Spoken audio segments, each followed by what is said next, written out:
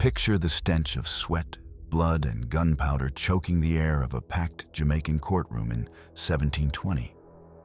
Men trample each other for a glimpse, their eyes wide with lust and horror.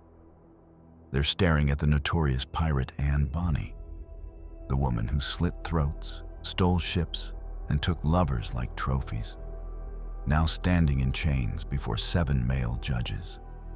She isn't just on trial.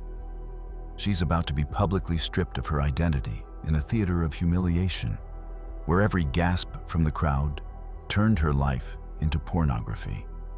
Modern legal historians have discovered that when female pirates faced capture, they didn't just confront the law.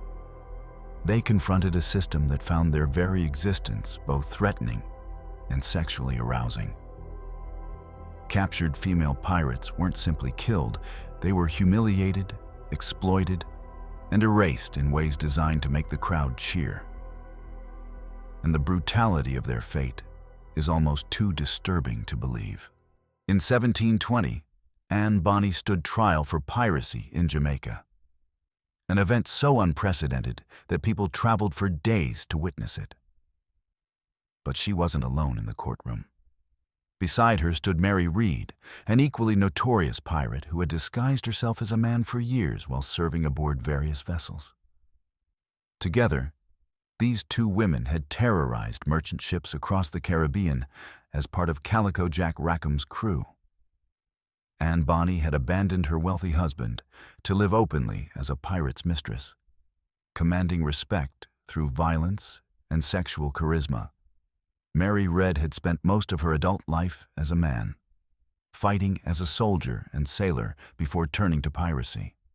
When they were finally captured aboard Rackham's ship in October 1720, both women were found fighting with cutlasses, while the male crew members allegedly cowered below deck.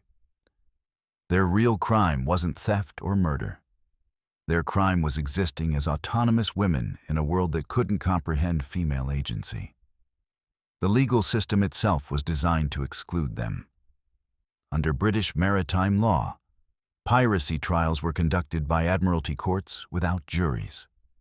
These tribunals operated on the assumption that piracy was, by definition, a masculine crime. Furthermore, when the 1698 Piracy Act declared that all and every person so offending shall suffer pains of death, lawmakers never imagined they'd need to consider how gender might complicate their neat categories of guilt and punishment. What chance did a woman have in a naval courtroom where even the law was written by men who believed piracy was unnatural in a woman? As history coldly reveals, almost none. Female pirates faced a double transgression. They had violated not only imperial law, but also the gender norms that underpinned colonial society itself. But legal prejudice was only the beginning. What happened after conviction would prove far more revealing about how power operated in the age of empire. The courtroom in Spanish Town became a stage for something far more complex than legal proceedings. When Bonny and Mary Reed stood before their judges, the prosecution was expected to prove piracy.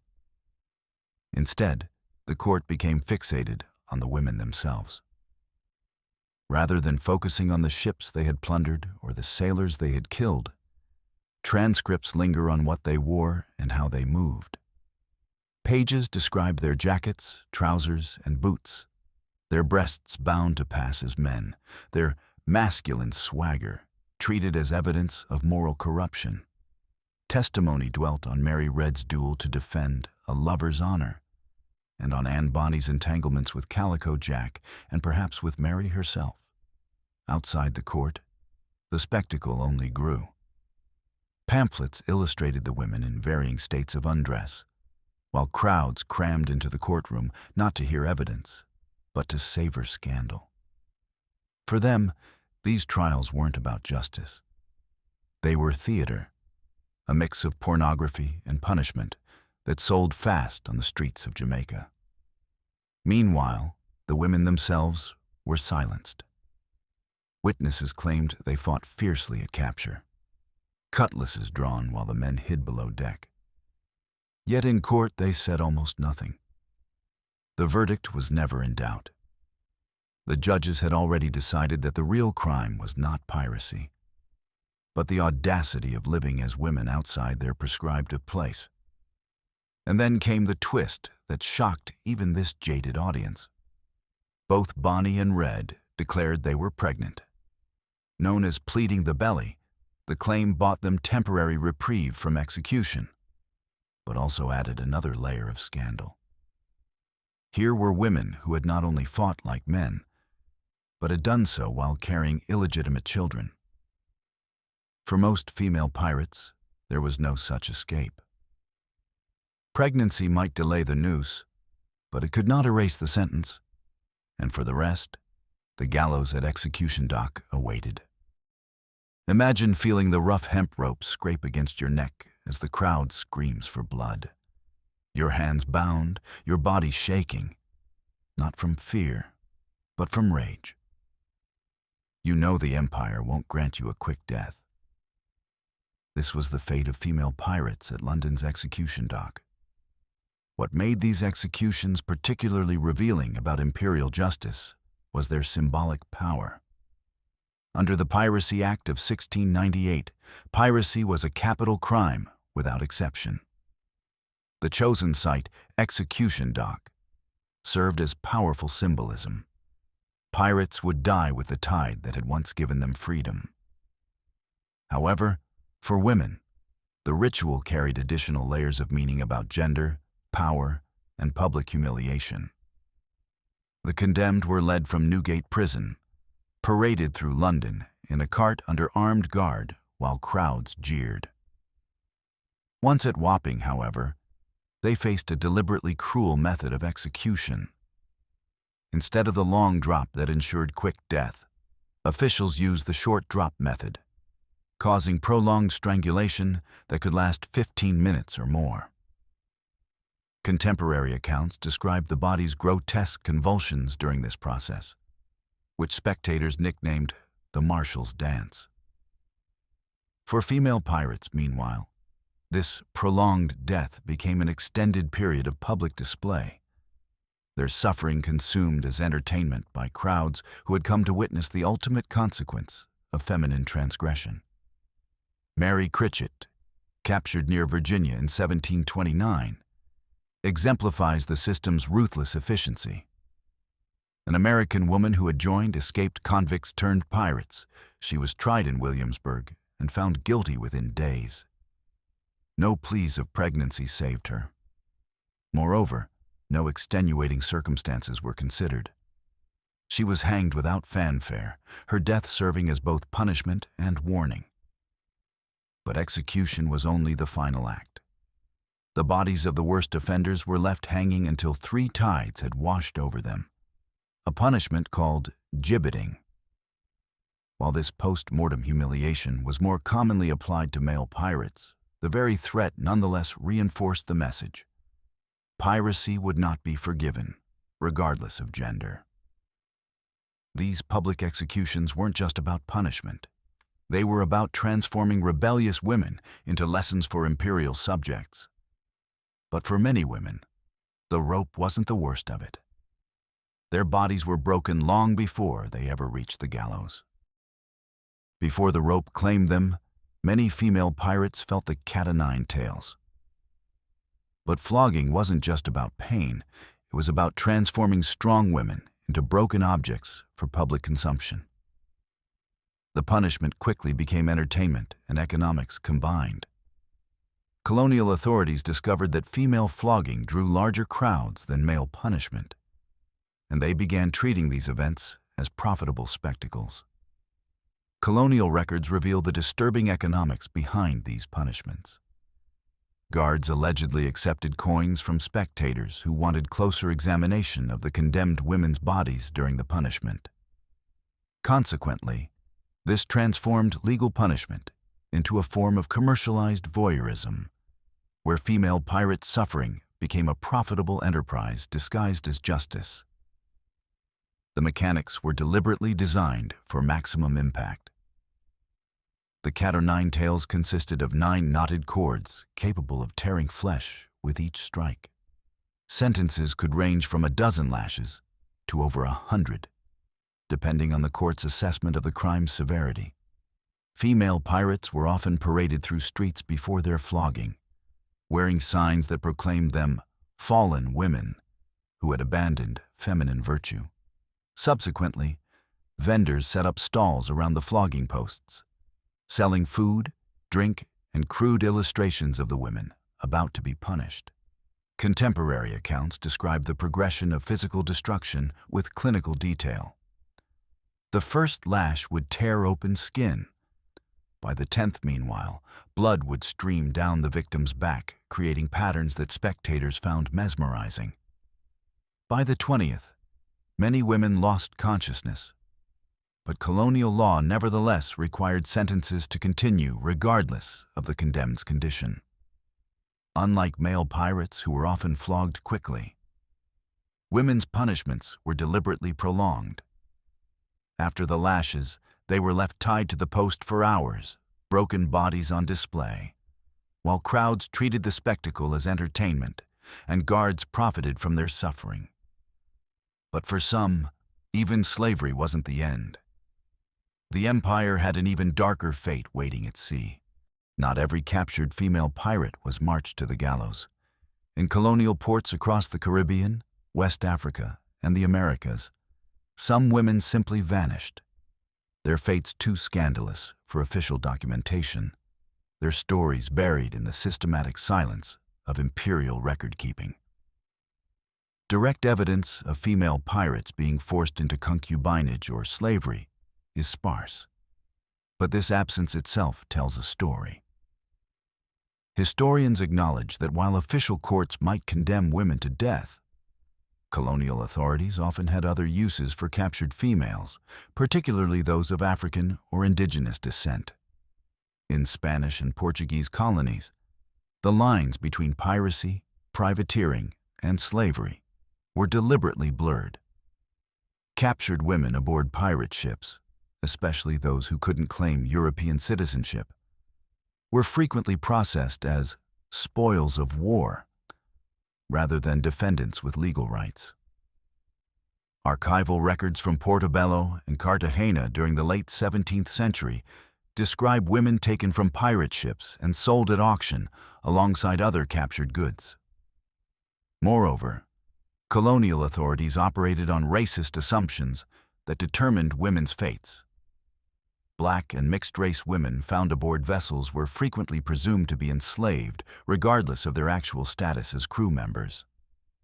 These women were subsequently absorbed into plantation economies or kept as domestic servants and concubines by colonial officials who saw them as property rather than prisoners. The records rarely distinguish between female pirates and other women found on captured ships, and this ambiguity was intentional. Colonial authorities found it convenient to classify troublesome women as slaves rather than defendants, eliminating the legal complications of trying them while securing valuable human property for local markets. What we do know is that for many women, capture meant disappearance into households, plantations, or ships' holds. They were stripped not just of freedom, but of identity, history, and any recognition of their former authority. It was indeed a quiet erasure, recorded not in court verdicts, but in the systematic silence of colonial bureaucracy. This fate represented something perhaps worse than execution: the complete negation of these women's existence as autonomous individuals. But for those the empire did not sell or silence, an even darker punishment awaited. One that left no grave, no record, only whispers from the rotting hulks of prison ships. For some captured female pirates, death came neither swiftly at the gallows nor through the prolonged agony of flogging.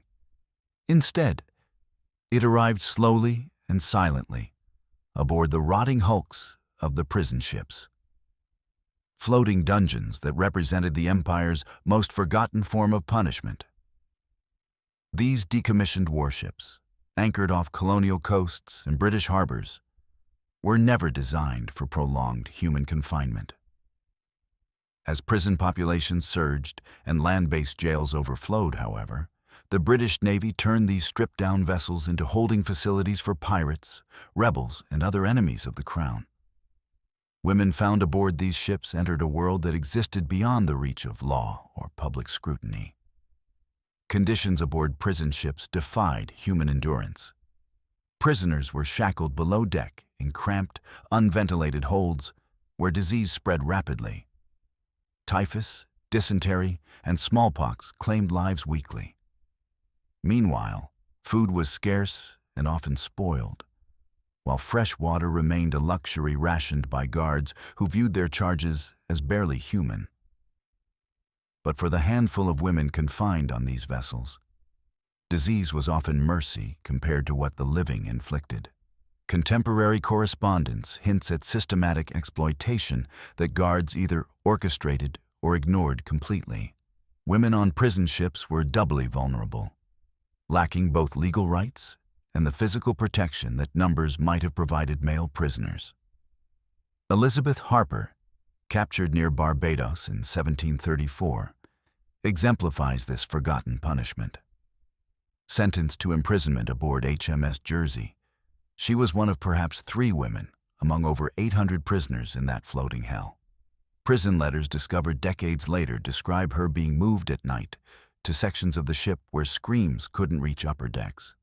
Harper survived 6 months before succumbing to what prison records listed as fever. But fellow prisoners described finding her chained in the ship's deepest compartment, her body covered in wounds that suggested trauma far beyond disease. One surviving letter describes her final days in heartbreaking detail.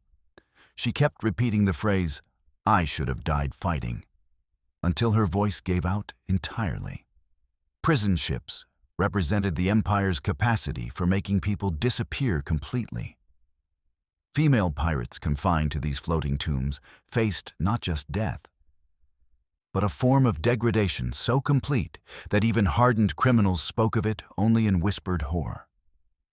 The silence from these vessels wasn't emptiness. It was the sound of atrocities too systematic for documentation. Perhaps the most revealing aspect of female pirates' treatment was how thoroughly their stories were erased from official records. Yet, how powerfully their legends survived. Colonial authorities systematically destroyed evidence of what they had done to captured women. But they couldn't kill the stories that spread through every port. Colonial archives contain suspicious gaps where explicit testimony should exist. Trial transcripts break off precisely when evidence becomes most graphic. Prison records that should document women's deaths instead contain blank pages or vague references to natural causes. The silence in these records isn't empty space. It's evidence of deliberate destruction designed to hide systematic atrocities. But here's what the authorities couldn't erase: the defiance that created legends. Bonny's last recorded words perfectly capture this spirit. When Calico Jack was led to execution, she told him, "If you had fought like a man, you need not have been hanged like a dog." Even facing her own uncertain fate, she showed contempt for masculine weakness. Sarah Bishop, captured off New England in 1729, refused to show proper feminine remorse during her trial. When sentenced to flogging, contemporary accounts claim she bit through her own tongue rather than give her torturers the satisfaction of hearing her scream. These displays of defiance created legends that spread through every port, growing more outrageous with each telling. While official records were burned and testimonies destroyed, sailors' stories of unbroken female pirates traveled faster than any ship. The Empire's greatest weapon against female pirates wasn't execution. It was erasure, but even that failed to kill their dangerous legacy.